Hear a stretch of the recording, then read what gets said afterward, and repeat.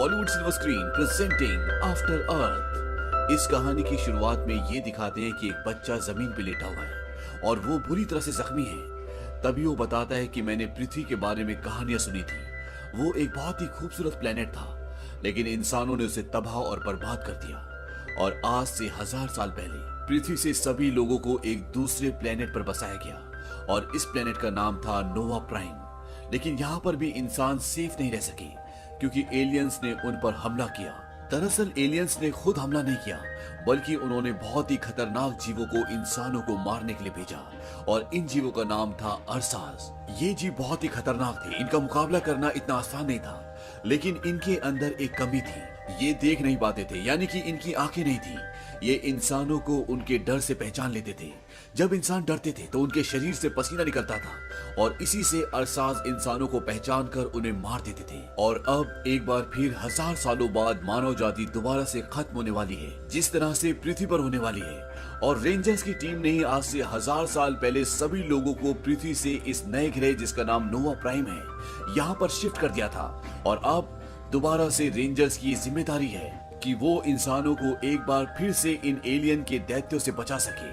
अब जो ये रेंजर्स होते हैं, इसी में एक आदमी होता है जिसका नाम होता है साइपर रेज। साइपर रेज को इस प्लेनेट पर पहला अदृश्य इंसान कहा जाता है। अदृश्य इंसान का मतलब ये है कि जो ये एलियंस के बड़े बड़े दैत्य होते हैं, ये साइपर रेज को नहीं देख पाते। और इसका कारण ये होता है कि जब इसने उन एलियंस के दैत्यों पर हमला किया था तो उसके दिल में जरा सा भी खौफ नहीं था, और उसके खौफ न होने की वजह से उसके शरीर से पसीने की एक बूंद भी नहीं टपकती। और इसी वजह से वो दैत्य उसे नहीं देख पाते और इंसानों को इन बड़े बड़े दैत्यों की कमी पता चल जाती है। यानी कि अगर इंसानों के अंदर डर नहीं होगा तो ये बड़े बड़े दैत्य जिन्हें अरसास कहा जाता है, वो इंसानों को देख नहीं पाएंगे। और अगर ये इंसानों को देख नहीं पाएंगे तो इंसान आराम से इन्हें मार सकते हैं, और इसे कहते हैं अदृश्य होना। अब साइपर का एक बेटा भी होता है जो 9 साल का होता है, और वो भी एक रेंजर बनना चाहता है और उसके लिए टेस्ट भी देता है। और वो टेस्ट में हर एक एग्जाम को बहुत अच्छे से पास करता है, लेकिन वो ग्राउंड में यानी कि प्रैक्टिकल में कुछ भी अच्छा नहीं कर पाता। और इसकी सबसे बड़ी वजह ये होती है कि उसकी बड़ी बहन सेंशी को एक अरसा ने मारा था और उस वक्त वो भी वहां पर था और वो उसकी रक्षा नहीं कर पाया। हालांकि वो उस वक्त बहुत छोटा था, लेकिन आज भी वो अपनी बड़ी बहन की मौत का जिम्मेदार खुद को समझता है। इसीलिए जब भी वो किसी अरसा के पास जाता है तो वो फोकस नहीं कर पाता, उसे विजन्स आते हैं और जिससे वो डर जाता है। और यही वजह होती है कि वो अपने प्रैक्टिकल को कभी भी पास नहीं कर पाता। लेकिन वो किसी भी कीमत पर रेंजर बनना चाहता है। वो रिक्वेस्ट करता है कि उसे रेंजर बना दिया जाए। वो कहता है कि आज मेरे डैड कई सालों बाद आ रहे हैं और मैं चाहता हूँ कि मैं उनको एक खुशखबरी दूं कि मैं रेंजर बन चुका हूँ। लेकिन उसकी अर्जी को एक्सेप्ट नहीं किया जाता। शाम को जब किटाई अपनी मॉम और डैड के साथ खाने के टेबल पर होता है तो वो बताता है कि मुझे रेंजर के टेस्ट में फेल कर दिया गया। उसके डैड हमेशा उससे नाखुश रहते हैं। वो उससे एक पिता की तरह नहीं बल्कि एक रेंजर की तरह बात करते हैं। और इस बात से किटाई को बहुत दुख भी होता है क्योंकि वो अपने डैड के करीब आना चाहता है, उनसे बातें करना चाहता है, लेकिन उसके डैड के पास टाइम नहीं होता। अब साइपर अपनी वाइफ को बताता है कि मैं रेंजर्स को लेकर ट्रेनिंग के लिए एक दूसरे प्लेनेट पे जा रहा हूँ और ये मेरा आखिरी काम होगा। वापस आने के बाद मैं अपनी रिटायरमेंट की घोषणा कर दूंगा। उसकी वाइफ बोलती है कि तुम्हें अपने बेटे को भी अपने साथ ले जाना चाहिए, वो तुम्हारा साथ चाहता है, उसे एक कमांडर नहीं बल्कि एक पिता चाहिए। और वो अपनी वाइफ की बात मान जाता है और वो किटाई को लेकर अपने इस अगले मिशन जहाँ पर वो नए रेंजर्स को तैयार करेगा, उस सफर के लिए निकल जाता है। और जब ये रास्ते में होते हैं और साइपर सो रहा होता है तब किटाई उस जगह पर जाता है जहां पर एक अरसा है। ये इस अरसा को अपने साथ इसलिए ले जा रहे हैं ताकि नए रेंजर्स को ट्रेनिंग करवा सके। और अब किटाई उस जगह जाना चाहता है, उसे देखना चाहता है। हालांकि वहां पर जाना बैन होता है, लेकिन जब वहां पर जो सिक्योरिटी वाले होते हैं उन्हें ये पता चलता है कि वो साइपर का बेटा है तो वो उसे जाने की अनुमति देते हैं। हालांकि वो सब उसका मजाक उड़ा रहे होते हैं। और जब किटाई आगे बढ़ता है तो दोबारा उसे वही विजन्स आने लग जाते हैं जब एक अरसा ने उसकी बहन को मारा था। और वो डरना शुरू हो जाता है और उसके डर से अरसा पहचान जाता है कि उसके आसपास कोई है। और वो घुर्राना शुरू कर देता है, लेकिन तभी वहां पर साइपर आ जाता है और वो उसे रोक लेता है। वहीं अब जब इनका स्पेसशिप आगे बढ़ रहा होता है तो इनके स्पेसशिप के आगे बहुत सारे उल्कापिंड आ जाते हैं और जिसकी वजह से इनका स्पेसशिप काफी हद तक डैमेज हो जाता है। इसीलिए साइपर बोलता है कि स्पेसशिप को लासिया ग्रह की तरफ मोड़ दो, क्योंकि वो ग्रह यहाँ से सबसे नजदीक है। और वो ऐसे ही करते हैं, वो लासिया ग्रह की कमांड उस स्पेसशिप में डाल देते हैं और उनका स्पेसशिप उल्कापिंडों से टकराते टकराते वहां से निकल जाता है और इन्हें लगता है कि अब ये लासिया ग्रह के पास है। लेकिन जब ये कंप्यूटर पर चेक करते हैं तो वो लासिया ग्रह नहीं होता बल्कि कोई दूसरा ग्रह होता है और कंप्यूटर इन्हें निर्देश देता है कि इस ग्रह पर उतरने की कोशिश ना करें, ये एक बहुत ही खतरनाक ग्रह है। यहाँ पर कई तरह के वायरस हैं, बहुत ही खतरनाक जानवर हैं और इस ग्रह पर उतरना कानूनी अपराध भी है। साइबर बोलता है कि इस ग्रह पर हम नहीं उतरेंगे, लेकिन उसके जो पायलट होते हैं वो कहते हैं कि अब हम इसे नहीं रोक सकते, क्योंकि उल्कापिंडों से शिप को बहुत ज्यादा नुकसान पहुंचा है, जिससे उसका बीच का हिस्सा कुछ टूट भी गया है और इनका शिप उस ग्रह पर क्रैश हो जाता है। और क्रैश होने के बाद ये दिखाया जाता है कि इस स्पेसशिप में जितने भी लोग होते हैं सब के सब मारे जाते हैं और यहाँ पर सिर्फ दो ही लोग बचते हैं, एक साइपर जिसके दोनों पैर टूट चुके हैं, अब वो चल नहीं सकता, और दूसरा उसका बेटा किटाई। किटाई बिल्कुल ठीक होता है और साइपर अपने बेटे को ऊपर से कुछ लाने के लिए बोलता है। वो कहता है कि इससे हम संदेश पहुंचा सकते हैं ताकि हमें लोग बचाने के लिए आ जाएं। लेकिन जब वो उस चीज को उसके पास लाता है तो वो टूट चुकी होती है। साइपर कहता है कि ये जहाज हमारे स्पेसशिप दो हिस्सों में टूट चुका है और इसका दूसरा हिस्सा यहाँ से 100 किलोमीटर दूर है, जहाँ पर वो गैजेट है जिससे हम दूसरे लोगों को ये संदेश पहुंचा सकते हैं कि हम यहाँ पर हैं और अब तुम्हें वहां पर जाना होगा, क्योंकि हमारे पास कोई और चारा नहीं है और अगर तुम वहां पर नहीं गए तो इसका मतलब होगा कि हम दोनों यहीं पर मर जाएंगे। साइपर अपने बेटे किटाई को 6 इनहेलर भी देता है। वो कहता है कि इनमें से तुम अभी एक ले लो और हर 24 घंटे बाद तुम्हें एक लेना होगा। इनको लेने से तुम्हारे फेफड़ों में एक तरह की परत लग जाएगी और जब तुम बाहर जाकर सांस लोगे तो तुम्हें पर्याप्त मात्रा में ऑक्सीजन मिलेगा। वो उसे बताता है कि इस प्लेनेट की हर एक चीज तुम्हें मारना चाहती है, वो इसी तरह से विकसित हुई है और तुम्हारा लिया हुआ हर एक सही फैसला हमें जिंदगी की ओर ले जाएगा और गलत फैसला मौत की ओर। वो अपने बेटे को बोलता है कि तुम्हें पता है कि हम कौन से प्लेनेट पर हैं? वो कहता है नहीं। साइपर कहता है कि ये अर्थ है, ये पृथ्वी है। आज से 1000 साल पहले इंसान यहाँ पर रहा करते थे, लेकिन अब इंसान इस वातावरण में नहीं रह सकते। इसके साथ साथ वो अपने बेटे को ये भी बोलता है कि तुम्हारे सूट में हर तरफ कैमरास लगे हुए हैं, इसीलिए मैं तुम्हारे आसपास की हर एक चीज को देख सकता हूँ। और वो उसे अपना एक वेपन भी देता है और इस वेपन में कई सारे अलग अलग तरह के ब्लेड्स निकल सकते हैं जो तुम्हारी रक्षा करेंगे। और इसके बाद किटाई अपने सफर पर निकल पड़ता है। पृथ्वी इस वक्त पूरी तरह से हरी भरी होती है। यहाँ पर अनेकों प्रकार के पशु पक्षी भी होते हैं, लेकिन ये वातावरण और यहाँ के पशु पक्षी हर कोई इंसान को मारना चाहता है। ये सब हिंसक हैं और ये हाल पृथ्वी का इंसानों ने किया होता है। किटाई जब आगे जाता है तो उसके डैड उसे बताते हैं कि तुम्हारी तरफ कुछ आ रहा है। किटाई इस बात से डर जाता है और कुछ ही पलों के बाद उसके सामने एक बहुत बड़ा बंदर आता है। दरअसल ये अब पहले जैसे बंदरों की तरह नहीं है, ये खूंखार है। उसके डैड बोलते हैं कि उसे कुछ मत करना, शांत रहो, लेकिन किटाई उसे भागने के लिए कहता है और जब वो नहीं भागता तो किटाई उससे एक पत्थर मारता है और इसके बाद वो बंदर आवाज लगाता है और वहां पर उसी की तरह बहुत सारे और भी बंदर आ जाते हैं और वो किटाई पर हमला करना चाहते हैं। किटाई के डैड बोलते हैं कि पीछे की तरफ भागो, यहाँ से 250 मीटर दूर एक नदी है। और अब किटाई भागना शुरू करता है और वो सारे के सारे बंदर उसको मारने के लिए उसका पीछा करते हैं, लेकिन किटाई किसी तरह से उस नदी में कूद जाता है और इस तरह से उसकी जान बच जाती है। लेकिन नदी पार करने के बाद भी किटाई लगातार भाग रहा होता है। उसके डैड बोलते हैं कि तुम बेवजह भाग रहे हो, तुम्हारे आसपास कोई भी नहीं है। लेकिन किटाई डरा हुआ होता है, इसीलिए वो भाग रहा होता है और उसके डैड के चिल्लाने पर, गुस्सा करने पर किटाई रुक जाता है, लेकिन अभी भी उसके चेहरे पर डर होता है। तभी साइपर बोलते कि तुम्हारे खून में बदलाव आ रहा है। दरअसल उनके पास किटाई की पूरी रिपोर्ट आ रही होती है और जब किटाई अपने हाथ पर देखता है तो उसके हाथ पर एक कीड़ा चिपका होता है और वो उसे काट रहा होता है। किटाई उस कीड़े को अपने हाथ से अलग करता है, लेकिन अब जहर उसके शरीर में फैलना शुरू हो जाता है, उसे धुंधला दिखना शुरू हो जाता है। तभी उसके डैड साइपर बोलते हैं कि अपनी मेडिकल किट निकालो और वो अपनी मेडिकल किट निकालता है। उसके डैड बोलते हैं कि इसमें जो पहला इंजेक्शन है उसको अपने दिल में लगाओ। लेकिन किटाई को सब कुछ धुंधला दिख रहा होता है, लेकिन फिर भी वो बड़ी मुश्किल से पहला इंजेक्शन अपने दिल में लगा लेता है। इसके बाद उसके डैड बोलते हैं कि दूसरा इंजेक्शन भी अपने दिल पर लगाओ, लेकिन इस बार उसके हाथ काम करना बंद हो जाते हैं। उसके डैड बोलते हैं कि जैसे तुमने इंजेक्शन पकड़ा है उसी तरह से जमीन पे गिर जाओ ताकि उसके गिरने से इंजेक्शन उसके दिल में लग जाए। और ऐसे ही होता है, वो उसी तरह से जमीन पर गिर जाता है और इंजेक्शन उसके दिल पर लग जाता है। और अब किटाई बेहोश हो चुका है। और यहाँ पर तापमान बहुत जल्दी से गिरना शुरू हो जाता है और किटाई अगर होश में नहीं आया तो वो ठंड से जमकर मर जाएगा। और ये इस फिल्म का, इस कहानी का पहला सीन होता है जब एक बच्चा जमीन पर लेटा होता है और वो ये सब कुछ सोच रहा होता है। अब कहानी आगे चलती है और उसके डैड बोलते कि अपनी आंखें झपकाओ। वो बड़ी मुश्किल से अपनी आंखें झपकाता है। इसके बाद उसके डैड बोलते हैं कि यहाँ से गर्म जगह 9.7 किलोमीटर दूर है और अगले 50 मिनट में तुम्हें वहां पहुंचना होगा। और किटाई वहां से भागना शुरू करता है। वहीं दूसरी तरफ ये दिखाते हैं कि साइपर के पैर में जो चोट लगी है, जो उसकी हड्डी टूटी है, वो सूजना शुरू हो जाती है, उसे बहुत दर्द हो रहा होता है और अगर वो चाहे तो मशीन्स के थ्रू वो अपनी हड्डी को जोड़ सकता है, लेकिन इसके लिए जो उसे पेन किलर का इंजेक्शन लेना पड़ेगा, उससे वो बेहोश हो जाएगा। और अगर वो बेहोश हो गया तो उसके बेटे पर कोई भी नजर रखने वाला नहीं होगा, उसे गाइड करने वाला कोई नहीं होगा, इसीलिए वो दर्द सह रहा होता है। और साथ ही साथ उसको अपनी बड़ी बेटी भी याद आ रही होती है जिसे एक अरसा ने मार दिया था।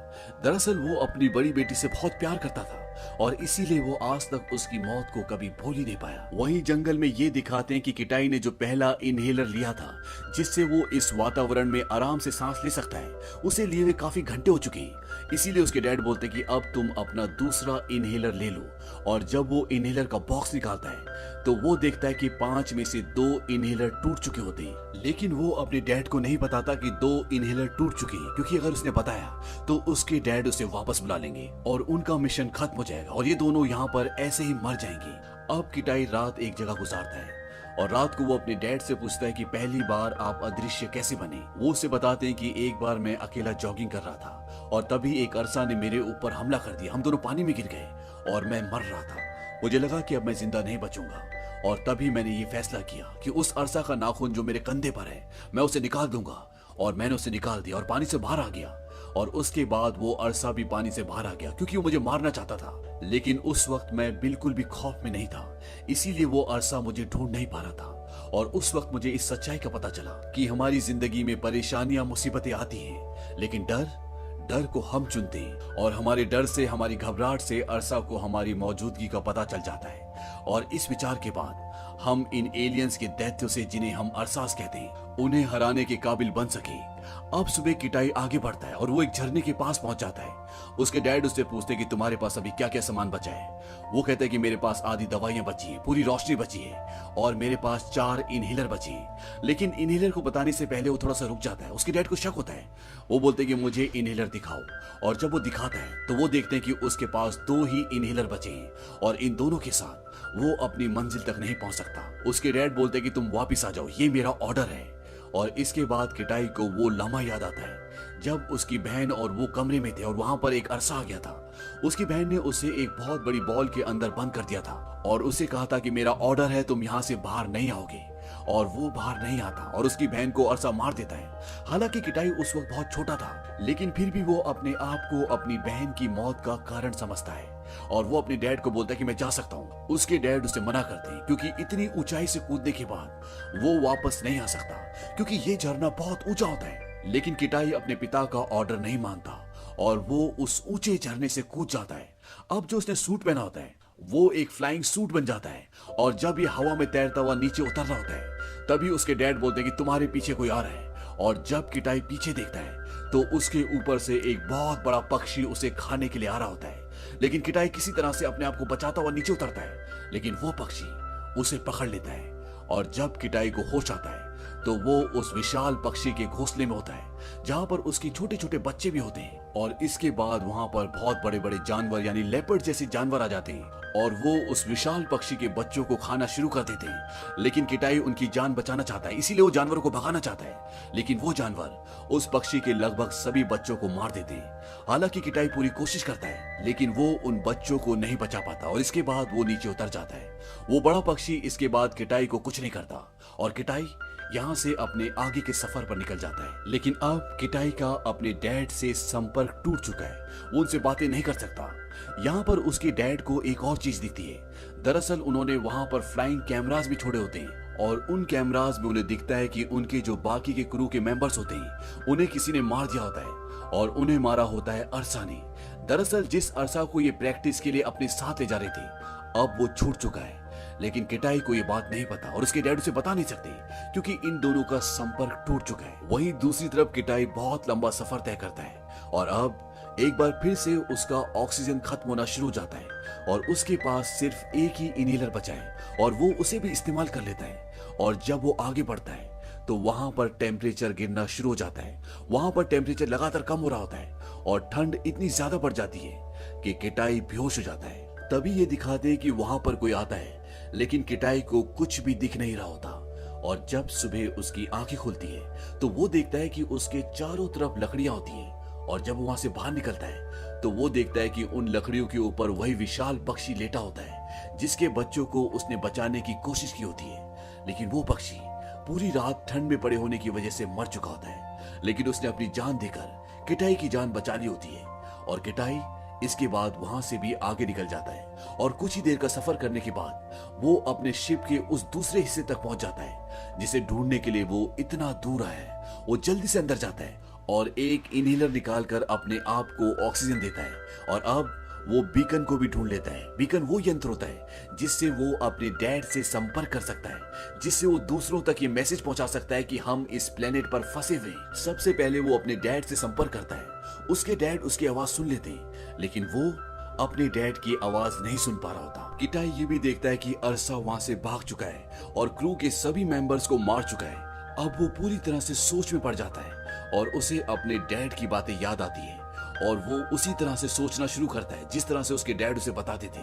वहां से उसके डैड उसे गाइड कर रहे होते, लेकिन वो उनकी बात नहीं सुन रहा होता, लेकिन वो उनकी तरह सोच रहा होता है। इसलिए जैसे जैसे उसके डैड बोल रहे होते हैं वैसा वैसा वो भी कर रहा होता है। और किटाई जब चारों तरफ देखता है तो उसे एहसास होता है कि ऊपर एटमॉस्फेयर में एक इलेक्ट्रिक परत है जो सिग्नल्स को ब्लॉक कर रही है। और अगर उसे सिग्नल को दूसरों तक पहुंचाना है तो सामने एक बहुत ऊंचा पहाड़ होता है, उसे उस पहाड़ पर जाना होगा। और किटाई उस पहाड़ की तरफ चलना शुरू कर देता है, लेकिन उसके दिल में अरसा का डर भी होता है और वो भागना शुरू कर देता है। और भागते भागते वो ऊपर पहाड़ पर भी चढ़ रहा होता है और अब अरसा को पता चल जाता है कि यहाँ पर कोई इंसान है और वो उसका पीछा करना शुरू कर देता है। और जब वो एक गुफा के अंदर जाता है तो अरसा उसके सामने आ जाता है।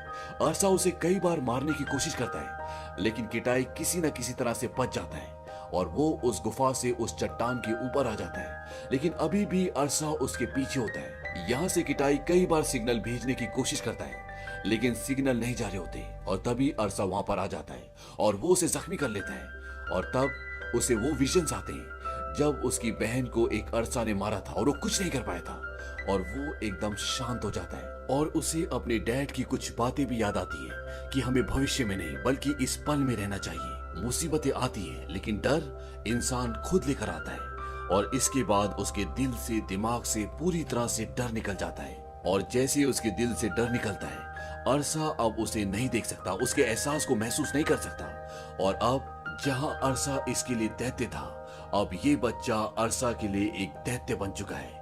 डर के आगे जीत है और ऐसा ही होता है। वो अरसा को बहुत बुरी तरह से मार देता है और इसके बाद उसके पास जो बीकन होता है वो उससे अपने लोगों को ये इंडिकेशन भेजता है कि हम अर्थ पर फंसे हुए हैं। और वहां से लोग आते हैं और इन दोनों को यहाँ से बचा कर ले जाते हैं। और अंत में ये दिखाते हैं कि किटाई और उसके पिता के बीच में जो दूरियां होती हैं वो भी अब पूरी तरह से खत्म हो चुकी है। साइपर जख्मी होने के बाद भी अपने पैरों पर खड़े होकर अपने बेटे को सैल्यूट करते हैं, क्योंकि उन्हें अपने बेटे पे गर्व है। और इसी के साथ ये फिल्म, ये कहानी यहीं पर खत्म हो जाती है। ये फिल्म सन 2013 में रिलीज हुई थी और इस फिल्म का बजट था $130 मिलियन और इस फिल्म ने बॉक्स ऑफिस पर कमाई की थी $244 मिलियन की। इस फिल्म में साइपर के कैरेक्टर को निभाया था विल स्मिथ ने और उनके बेटे किटाई के कैरेक्टर को निभाया था जेडन स्मिथ ने, जो असल जिंदगी में भी विल स्मिथ के बेटे ही हैं। उम्मीद करते हैं कि ये कहानी आपको पसंद आई होगी।